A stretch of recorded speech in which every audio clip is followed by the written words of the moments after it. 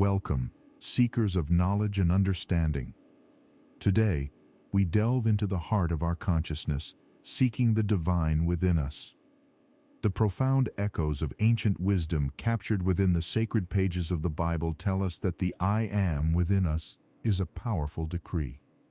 Every man, woman, and child is consciously or unconsciously decreeing who they are. We will see the Bible not as an ancient biography or historical record, but as the greatest scientific book ever written, revealing a psychological drama taking place in the consciousness of man. As we claim this understanding as our own, we will transform our world, from the barren deserts of Egypt to the promised land of Canaan. The identities we attribute to God often vary. Many beliefs clash over the true nature and identity of the divine. However, the Bible offers us an illuminating insight, putting forth the idea that Moses, the prophets, and Jesus were in accord about God's identity and nature. God is man's awareness of being. This awareness of being is God, and it is stated hundreds of times in the New Testament. I am the shepherd, I am the door, I am the resurrection and the life, I am the Alpha and Omega. Notice that these statements are not ascribed to Jesus or any other entity, but to the I Am, the consciousness of being. Consciousness is the door through which the manifestations of life pass into the world of form. This realization can free you if you let go of the concept of a God separate from you and instead identify God as your awareness of being.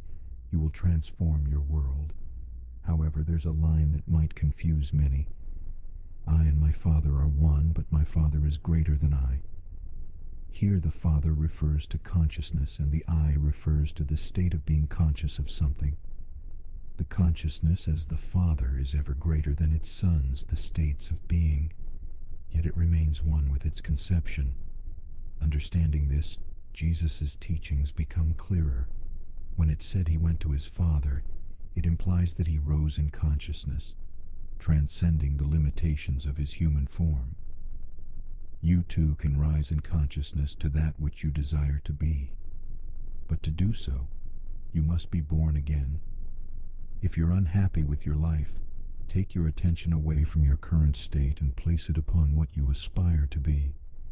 This act is metaphorically dying to one state and being reborn in another. Who do you say that I am? The answer to this eternal question determines your life. What you believe in yourself shapes your reality. So, if you desire to be rich, don't beg for riches, but claim the nature of being wealthy. Seek the consciousness of the things you are seeking and leave the things alone. You will then realize the true meaning of the verse, "Ye shall decree a thing, and it shall come to pass." The Bible's story of Mary, who was impregnated by the Holy Spirit, is an allegory for every individual. Mary is the awareness of being that remains ever virgin, regardless of how many desires it gives birth to. To conceive a man-child, or the manifestation of your desire, make your awareness of being your husband. Thus, two laws emerge from the story of Mary. The first is secrecy. Do not discuss your ambitions or desires with another. The second is to magnify the Lord, that is, expand your present conception of yourself until this revaluation becomes natural. Once it does, you give birth to your desire by becoming one with it in consciousness. The story of creation, condensed in the first chapter of John, tells us that in the beginning was the Word, and this very moment, as you watch this video, is the beginning. It's a moment of creation. Therefore, who do you say that I am? Ponder this as we delve deeper into the mysteries of our being. The commencement of an urge, a desire, signifies the genesis of creation. This urge, this word, is the longing residing within your consciousness, yearning for manifestation. However, the urge by itself lacks reality. I am, or your awareness of being, is the sole reality. Things exist only as long as you're aware of them. Therefore, to bring a desire into reality, we must look at the second line in the first verse of John, which states, "And the Word was with God." Here, the word or desire must be fused with consciousness to attain reality. By becoming conscious of the desired state, You nail your awareness onto the form or conception, thereby giving life to what was formerly a dead or unfulfilled desire. If two shall agree as touching anything, it shall be established on earth.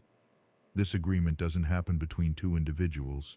Instead, it's an agreement between your awareness and the thing you desire.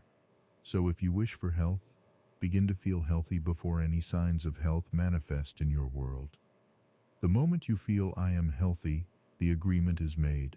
The I am and health become one, birthing a child. In this case, health. You will always be aware of being no matter where you are. It is your awareness that sends you into expression, and your expression always aligns with your awareness of being.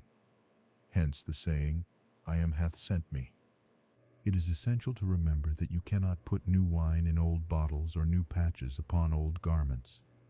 This means you cannot carry your current beliefs, fears, and limitations into a new state of consciousness. To transcend your current level, you need to leave behind your present self. You achieve this by taking your attention away from all that is your problem or limitation, focusing solely on being. When you're lost in the feeling of just being, faceless, formless, you can then create a new conception of yourself. Everything you can conceive of being is possible within this formless awareness.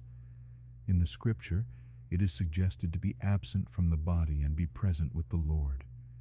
Here the body refers to your former self, and the Lord refers to your awareness of being. To enter the kingdom of heaven, you need to be born again. You must leave your current self behind and assume a new state. Your world, in every detail, is your consciousness objectified.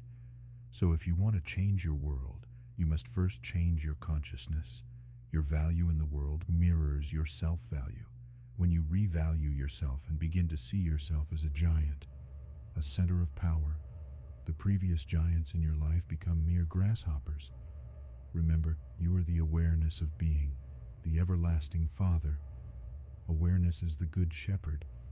What you're aware of being is the sheep that follows you. Your consciousness will never lose sight of the sheep that you're aware of being. So why not become aware of being great, loving, wealthy, healthy, and all attributes that you admire? The revelation that I and my Father are one, but my Father is greater than I, emphasizes the realization that you are one with your current self-conception, but you are greater than what you're currently aware of being. It's time to open the door of consciousness. The I knocking at the door is the urge. The door is your consciousness, and to open the door means to become one with the urge by feeling oneself to be the thing desired. It's impossible to feel one's desire as impossible. To feel one's desire as natural is to swing wide the door and invite it into embodiment.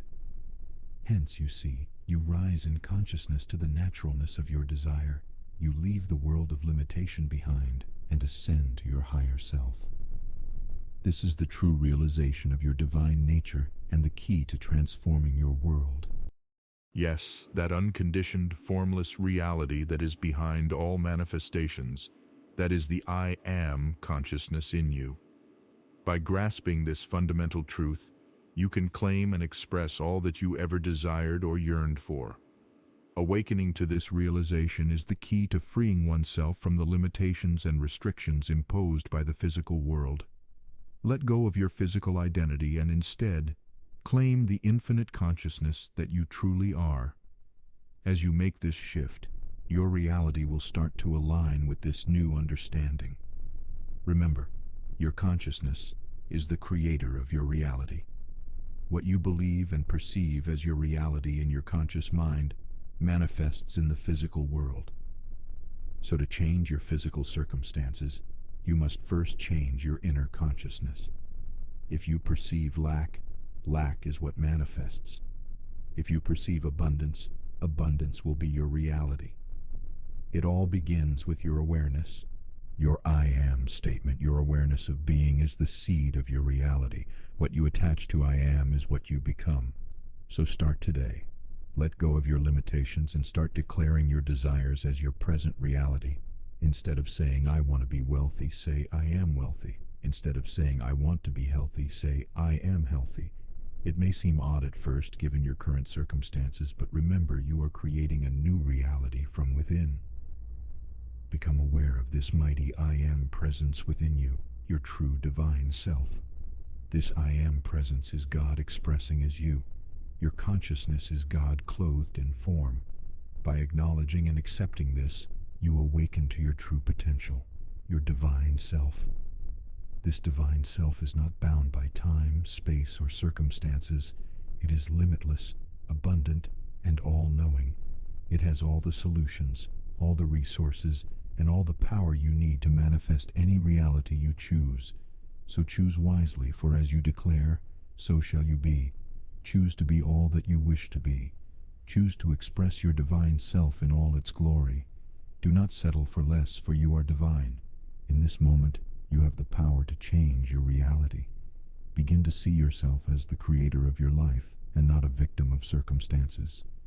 See your life not as it is, but as you wish it to be. Let go of your old beliefs, your old perceptions, and start seeing yourself as the limitless, abundant, powerful being you truly are. Start today. Claim your divine inheritance, claim your I Am power, and start creating the life you truly desire. Remember, I Am is the name of God, your consciousness. It is the source of all creation. It is within you, always available to manifest any reality you choose. Use it wisely, and it will reward you beyond your wildest dreams. So go forth, and remember always you are the I Am presence. You are the creator of your reality. As we conclude, we are reminded of the essence of this passage. This text signifies the divine potential within each of us. It elucidates the power of consciousness and our innate ability to mold our reality through perception and belief. The passage first suggests that everything we are or ever hope to be starts and ends with consciousness. We are our own creators, and we shape the world around us with our beliefs and perceptions. This doesn't mean that circumstances don't exist, but our understanding and response to them are what give them meaning and power. We are, in essence, the architects of our own lives. Throughout the text, the reader is encouraged to rise to the level of their desires without judgment, with confidence in the realization of their hopes and dreams. These teachings echo the principle that we become what we think, what we believe, and what we constantly dwell on. This is a powerful reminder to be mindful of our thoughts and conscious of our beliefs. The closing section utilizes the metaphor of fishing to represent the pursuit of our desires. The story signifies that the struggle is not in finding or achieving our desires, but in recognizing our own power and potential. The secret lies in diving deep within ourselves and anchoring our focus on our inner consciousness and power, not on the outward circumstances. The passage teaches us not to be deterred by fear or limited by past experiences. It urges us to embrace growth and expansion, emphasizing that in doing so, we are not dying to our former selves, but simply shedding our old limitations. In essence, this passage carries a profound message of empowerment, urging us to claim our desires, cultivate unwavering faith, and most importantly, realize that the power to bring about change rests within us. It's a call to consciousness, a reminder of our infinite potential, and an invitation to create a reality that resonates with our highest desires and aspirations. As we take these teachings to heart, we are equipped to step into a new level of consciousness and create a new reality, bearing in mind that the kingdom of heaven is indeed within us, and we have the power to make it manifest in our world. So, continue fishing, not in the shallow waters of fear and limitation, but in the deep, vast oceans of faith and consciousness, and witness the transformation that follows. This, my friends, is the essence of our existence and the ultimate key to our liberation. That's it for today's deep dive into the power of consciousness. Until next time, remember, you are more powerful than you can even begin to comprehend. Be aware, be conscious, and create the life you've always desired. Goodbye for now.